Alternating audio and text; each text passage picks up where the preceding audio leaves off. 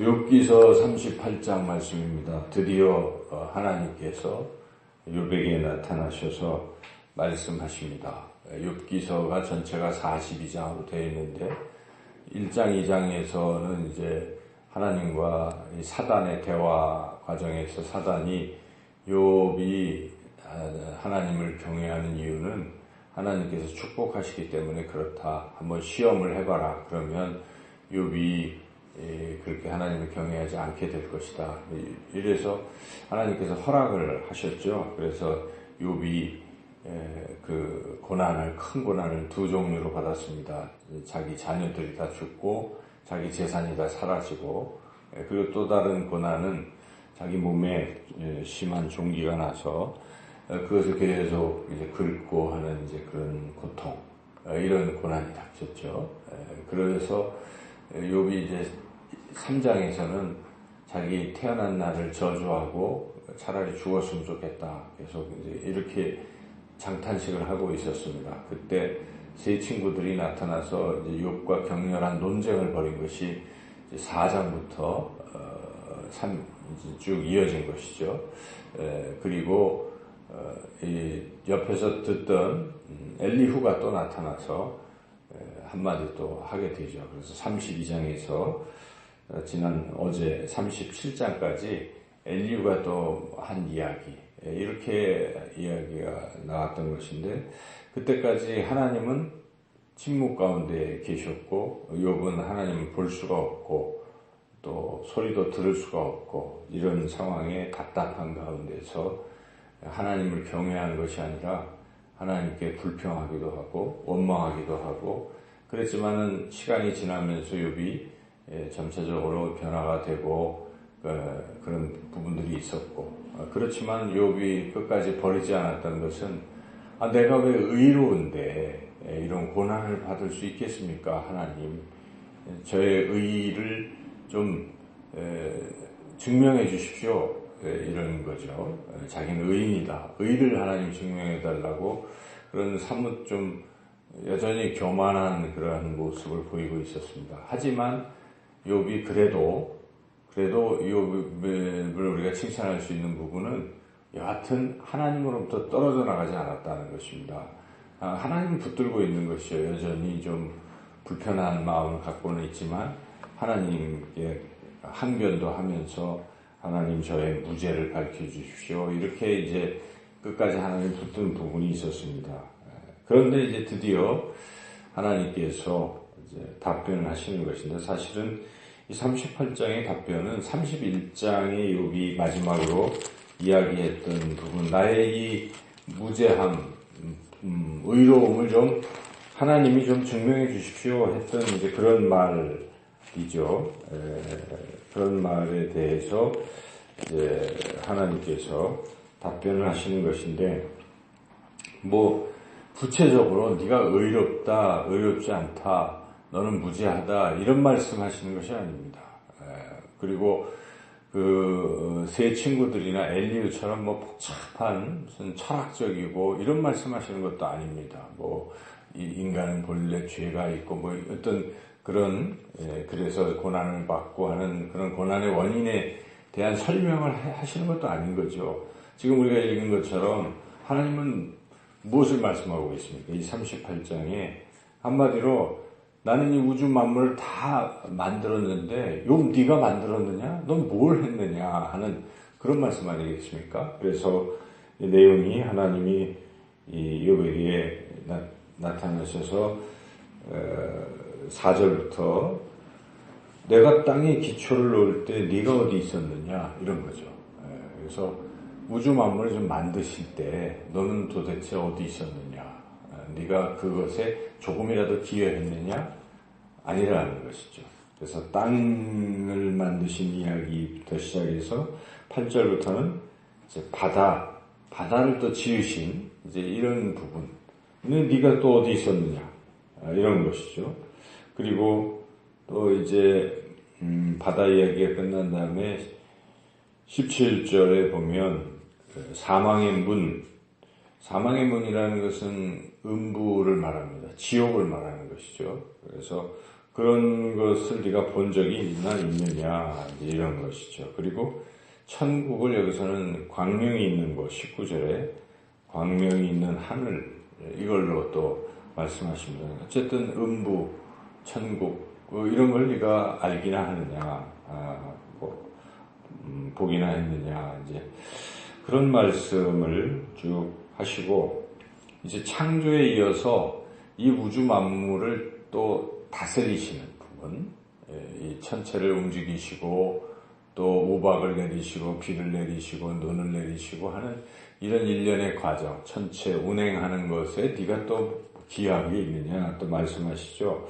그래서 여기에 보면은 그 눈과 그런 부분 우박 그런 게 이제 또 나오죠.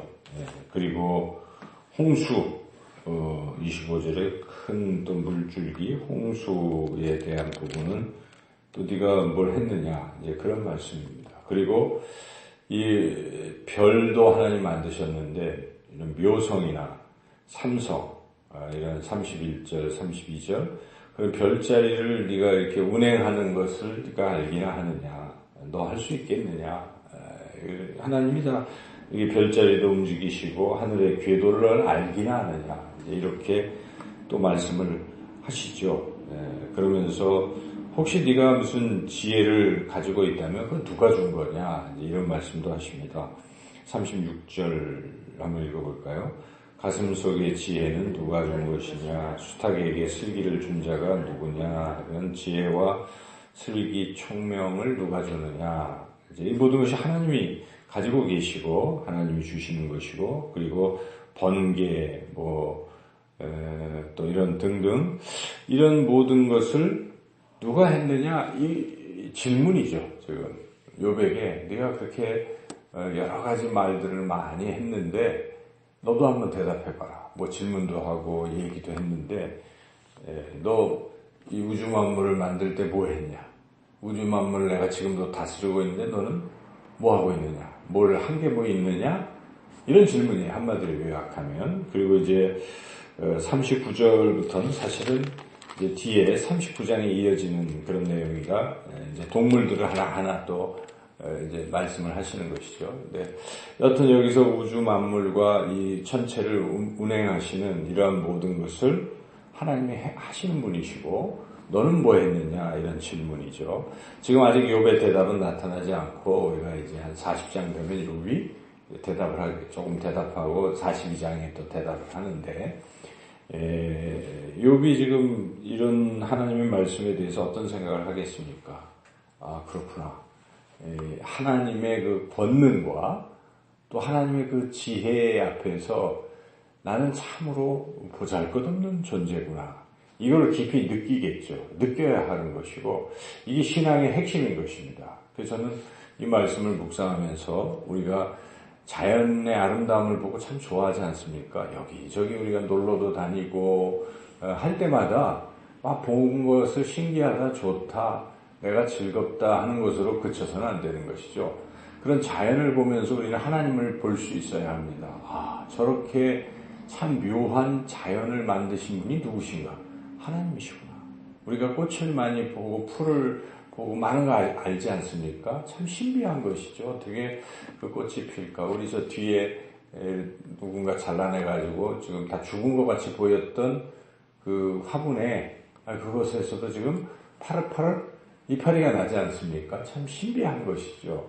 이 자연 참 신비한데 누가 저런 생명을 주시고 하실까? 하나님이 하시는 것입니다. 그래서 우리는 이 우주 만물 또 이런 걸 보면서 하나님을 느껴야 되는 것이 그런 사람들이 신앙이 있는 것이죠. 근데 사실 인간은 다 그런 걸 느끼게 되어 있습니다. 밤하늘에 많은 별을 보고 생각을 해보십시오. 와, 참 우주는 광대하구나. 저 많은 것을 누가 만드셨을까? 하나님이 만드셨구나. 그 자연 앞에, 그 우주 만물의 이런 섭리 앞에 인간은 그냥 참으로 초라하고 작은 존재이고 이 모든 것을 하시는 하나님에 대한 경외심이 드는 것이고 그 하나님을 찬양하지 않을 수가 없는 것이죠. 여기서부터 우리가 신앙이 새롭게 되는 것입니다. 고난이 아무리 우리에게 닥치고 우리 상황이 어려워지더라도 전능하신 하나님 앞에 서면 우리가 참 아무것도 아닌 것이고 항변할 수가 없는 것이고, 그리고 또 한편으로 생각되는 부분이 있습니다. 하나님의 이 놀라운 지혜와 능력을 보게 되면 신앙이 깊은 사람들은 한 단계 더 나아갑니다. 저렇게 지혜로우신 하나님, 저렇게 능력의 하나님께서 나의 앞으로 이 고난도 해결해 주시고 내 인생길도 인도해 주실 것이다. 이러한 또 믿음이 또 들지 않겠습니까? 지금 하나님께서 이렇게 말씀하시는 그 의도는 그런 것입니다. 네가 고난 중에도 나의 지혜와 나의 능력을 네가 깨달으라는 것이죠. 거기에 플러스 하나 더 깨달으라는 것은 하나님의 그 사랑을 깨달으라는 것입니다. 이 본문에 하나님의 사랑이 어디 나타날까? 그냥 표면적으로는 드러나지 않지만 여기 하나님의 사랑을 느낄 수 있는 부분은 용어 자체가 이제 하나님께서 여호와라고 이렇게 칭하고 있는 것이죠. 그때 38장에 그때 여호와께서 이름이 여호와라는 이름은 앞에서는 한 번도 나타나지 않습니다. 앞에서는 하나님이라고 나타났습니다. 엘이죠. 엘 하나님. 그래서 엘로힘 하나님 복수고 엘이 하나님인데 1장부터 37장까지는 다 하나님 그렇게 용어가 나타나는데 38장부터는 여호와 야훼라는 이름이 나타나는데 이 여호와 야훼라는 이름은 하나님이라는 이름과 좀 달라요. 이건 하나님의 진짜 이름인 것이죠. 하나님 이런 것은 우리가 신이라고 말하는 어떤 그런 보통명사나 그런 거라고 한다면 이건 고유명사입니다. 여호와는 이름을 말하는 것이고 굉장히 친근한 것이고, 출애굽기를 볼 때도 하나님이 누구라고 하겠습니까? 하고 모세가 하나님이 누구라고 하냐고 물어볼 때 모세가 나는 나다, 하나님은 나는 나다 하시면서 자신의 이름이 여호와임을 알려주시는 것이죠. 그 부분에서. 그래서 여호와라는 이름은 하나님이 굉장히 친숙한 것이고 하나님이 인간을 굉장히 가까이 하시고 인간을 사랑한다는 그런 표현입니다. 그래서 여기서부터 이렇게 쭉 흐르는 흐름은 하나님의 그러한 사랑 또 이런 부분들을 이제 알려주시는 것이죠. 그래서 종합을 해본다면 우리 인간은 어떤 고난을 만나더라도 전능하신 하나님을 바라보시고 하나님의 전능과 권능과 그리고 하나님의 그 놀라운 지혜를 우리가 바라보면서 그런 권능과 지혜를 하나님이 우리를 사랑하시기 때문에 베푸시사 이 고난도 능히 이기게 하실 것이다. 이러한 확신을 가지고 또 하나님을 의지하고 힘차게 승리하는 그런 삶을 살아가시기를 주님의 이름으로 축원합니다.